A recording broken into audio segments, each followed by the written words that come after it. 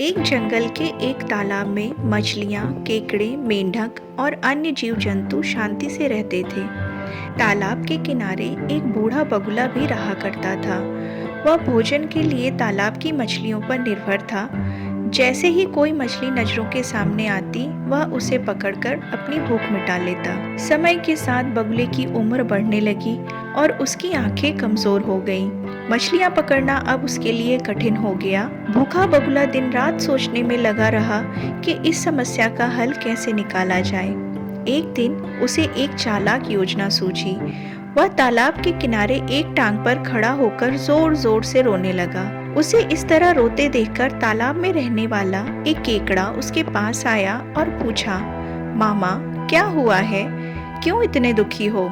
ये सुनकर बगुला बोला, बेटा मैंने मछलियाँ पकड़ना छोड़ दिया है। अब मेरे मन में सभी के प्रति दया और प्रेम का भाव है, लेकिन मैं तुम्हारे लिए रो रहा हूँ। आज मैंने एक ज्योतिषी से सुना कि इस इलाके में 12 वर्षों का अकाल पड़ेगा, तालाब सूख जाएगा और यहाँ के सभी जीव जंतु मर जाएंगे। यही सोच सोचकर मेरी आंखों से आंसू बह रहे हैं। केकड़े ने यह बात तालाब के अन्य जीव जंतुओं को बताई। सभी जलचर बगुले के पास पहुँचे और उनसे उपाय पूछने लगे। बगुला बोला, चिंता मत करो, यहाँ से थोड़ी दूर पर एक बड़ी झील है जो कभी नहीं सूखेगी। मैं तुम सबको अपनी पीठ पर लादकर वहाँ छोड़ आऊंगा। बगुले की ये बात सुनकर सभी जलचर खुश हो गए और बारी बारी से झील जाने की गुहार करने लगे। बगुला चालाकी से हर दिन एक मछली को अपनी पीठ पर बैठाता और कुछ दूर जाकर एक पत्थर पर पटक कर उसे मारकर खा जाता। ऐसे ही कई दिन बीत गए। बगुले को बिना परिश्रम के रोज एक मछली का आहार मिलने लगा। एक दिन जब बगुला तालाब के किनारे गया तो केकड़ा बोला, बगुला मामा, आपने सूखा पड़ने की बात मुझे सबसे पहले बताई, किंतु अब तक आप मुझे बड़ी झील नहीं लेकर गए। आज मैं आपकी कुछ नहीं सुनूंगा। आज आपको मुझे लेकर जाना ही होगा। बगुला भी रोज मछलियाँ खाकर ऊब चुका था। उसने सोचा, क्यों ना आज केकड़े को ही अपना आहार बनाया जाए, और वह केकड़े को अपनी पीठ पर बिठाकर उड़ने लगा।